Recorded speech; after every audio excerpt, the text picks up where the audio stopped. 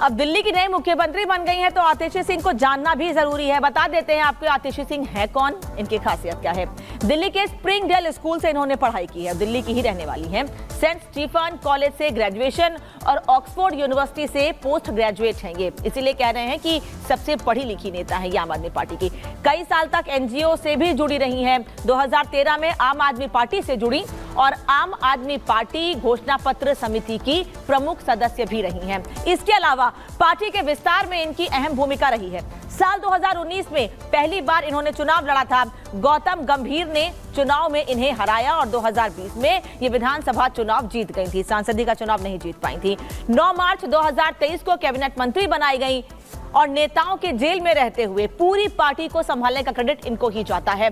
दिल्ली सरकार में सबसे ज्यादा मंत्रालय आतिशी सिंह के पास हैं, इसीलिए यह कहा जा रहा है कि आतिशी सिंह अरविंद केजरीवाल की करीबी भी हैं, पार्टी में दूसरे नंबर की पोजीशन रखती हैं और पार्टी को मजबूत करने में, संगठन को मजबूत करने में, संगठन को आगे बढ़ाने में इनकी अहम भूमिका रही है, इसलिए सबसे भरोसेमंद नेता ये रही। केजरीवाल के इस्तीफे और आतिशी के नाम के ऐलान पर दिल्ली के राज्यपाल वीके सक्सेना ने क्या कहा है, ये भी आपको सुना देते हैं। माननीय मुख्यमंत्री जी मुझसे 4:30 बजे मिल रहे हैं और उनका स्वागत है सर। हाँ। और जहाँ तक आतिशी जी का नाम जो है रिकमेंड किया गया है तो ये एक विधानसभा की प्रक्रिया है। हाँ। एमएलएज ने उनको चुना है, उनका स्वागत है। और दिल्ली के अगले सीएम के लिए आतिशी सिंह के नाम पर मुहर लग गई है, उनके बारे में हमने आपको बता दिया है। उनके नाम के ऐलान पर केंद्रीय मंत्री किरण रिजिजू ने हमला बोला है। उन्होंने कहा कि आम आदमी पार्टी से दिल्ली तंग आ चुकी है, आम आदमी पार्टी ने दिल्ली को बर्बाद कर दिया है।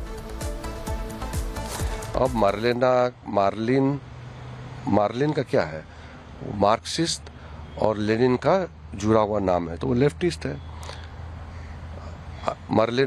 आतिशी मरलिना का फैमिली लोगों ने अफजल गुरु के पक्ष में खूब हल्ला बोला, सुप्रीम कोर्ट को भी क्रिटिसाइज किया। अफजल गुरु जिन्होंने पार्लियामेंट को अटैक किया, भारत में टेररिज्म को आगे बढ़ाया, उनके पक्ष में ये मरलिना का फैमिली था। इसका जवाब कौन देंगे? लेकिन जो भी हो, आम आदमी पार्टी ने दिल्ली को तो बर्बाद कर दिया, पंजाब को भी बर्बाद कर रहे हैं। फरवरी में चुनाव आने वाले हैं अगले साल, तो दिल्ली के लोग तो मन बना चुके हैं कि केजरीवाल जैसे लोग, आम आदमी जैसे लोगों को। तो बीजेपी नेताओं के रिएक्शंस भी आ रहे हैं, केंद्रीय मंत्री से लेकर सांसद तक रिएक्शन दे रहे हैं और ये बता रहे हैं कि चुनौती भी है और एक पपेट के तौर पर काम करेंगी आतिशी सिंह, ये आरोप भी लगा रहे हैं। लेकिन सांसद भारतीय जनता पार्टी की बांसुरी स्वराज क्या कह रही हैं, ये भी सुन लीजिए। माननीय आतिशी मार्लेना जी को बहुत बधाई, लेकिन ये दिल्ली का दुर्भाग्य है कि यहाँ पर 1 दशक से आम आदमी पार्टी की सरकार है। सीएम का चेहरा कोई भी हो, दिल्ली के विकास कार्यों पे ये जो पूर्ण विराम लगा हुआ है, ये जो दिल्ली की दुर्दशा है, ये बनी रहेगी जब तक कि यहाँ पर आम आदमी पार्टी की सरकार है। क्योंकि दिल्ली वासी भी जानते हैं कि सड़क, पानी, बिजली, सीवेज, ड्रेनेज जैसी जो मूल सुविधाएं हैं, ये आम आदमी पार्टी की सरकार के अधिकार क्षेत्र में आती हैं। 1 दशक से यहाँ पर आम आदमी पार्टी के नेताओं ने सत्ता भोगी है, लेकिन दिल्ली के विकास कार्य में कुछ नहीं करा। दिल्ली के सुधार के लिए यहाँ पर डबल इंजन की सरकार आनी बहुत आवश्यक है। बांसुरी स्वराज को आपने सुना है, अब सुनते हैं मनोज तिवारी ने क्या कहा आतिशी सिंह के नाम के ऐलान के बाद।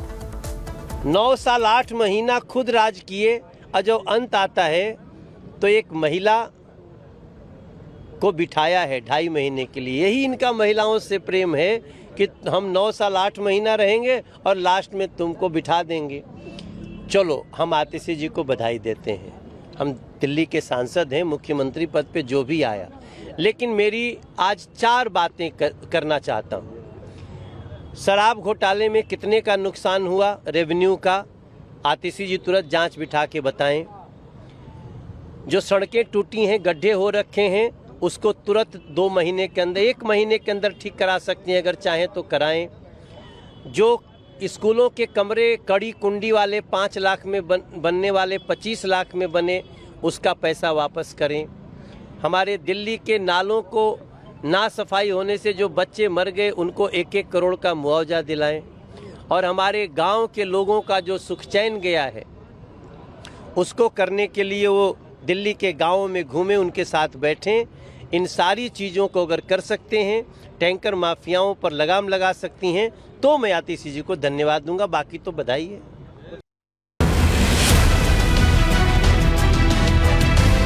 जय भीम, जय नीम, जय तेलंगाना, जय फलस्तीन, तकबीर, अल्लाहु अकबर।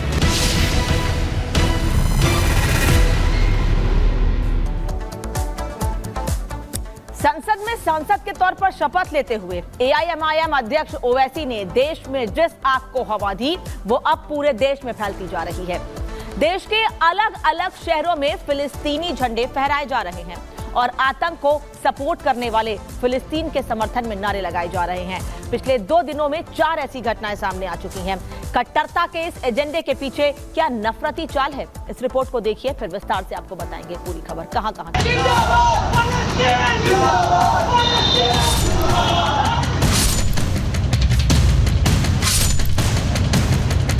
जय फलस्तीन। फिलिस्तीनी झंडा, कट्टर एजेंडा।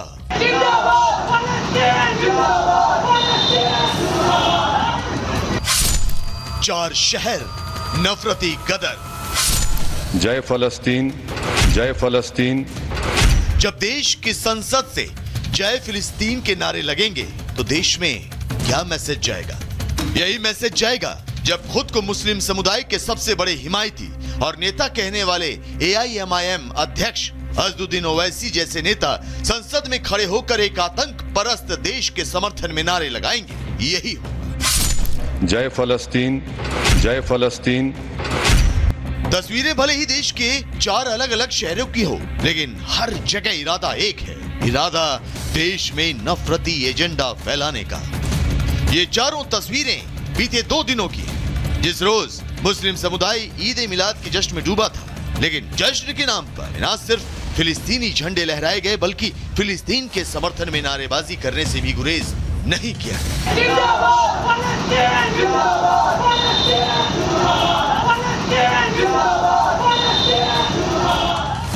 हालांकि एमपी के बालाघाट और मंडला में कट्टरपंथियों की इस हरकत का वीडियो जैसे ही सोशल मीडिया पर वायरल हुआ और पुलिस को इसकी खबर लगी, एमपी पुलिस हरकत में आ गई और फौरन पुलिस ने इस सिलसिले में एफआईआर दर्ज करते हुए कई लोगों को गिरफ्तार कर लिया।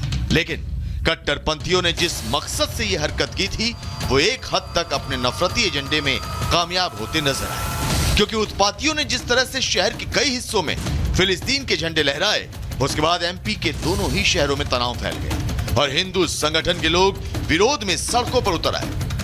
फिलहाल मिल रही जानकारी के मुताबिक एमपी पुलिस ने 2 शहरों में लहराए गए फिलिस्तीनी झंडे की शिकायत मिलने के बाद कई लोगों के खिलाफ एफआईआर दर्ज किया है और उपद्रव फैलाने के आरोप में कई लोगों को हिरासत में लिया गया है। एमपी पुलिस ने इस मामले में एक आरोपी फरदीन समेत एक और को बीएनएस की धारा 197(2) के तहत गिरफ्तार किया है। लेकिन एमपी ही नहीं, नफरती एजेंडा फैलाने वाले कट्टरपंथियों ने यूपी को भी नहीं बख्शा। जौनपुर में भी बरावफात के जुलूस के दौरान फिलिस्तीन के समर्थन में जमकर नारेबाजी हुई। घटना का वीडियो वायरल होने के बाद इसकी भनक प्रशासन को लगी, जिसके बाद सीएम योगी के कोप से थर्राए पुलिस महकमे में खलबली मच गई। तत्काल पुलिस प्रशासन हरकत में आ गया और घटना स्थल के आसपास लगे सीसीटीवी फुटेज की छानबीन की। सीसीटीवी में आवाज तो सुनाई दी मगर चेहरा साफ नहीं दिख रहा। हालांकि घटना के चश्मदीद रहे स्थानीय दुकानदारों ने खबर की पुष्टि कर दी, लेकिन अभी तक आरोपी पुलिस की गिरफ्त में नहीं आ सके। वहीं बीते रविवार को कर्नाटक के चिकमगलुरु में भी इसी तरह की हरकत की गई। 2 बाइक सवार कुछ उपद्रवियों ने शहर में फिलिस्तीनी झंडे की नुमाइश की, जिसके बाद घटना का वीडियो सोशल मीडिया पर वायरल हो गया।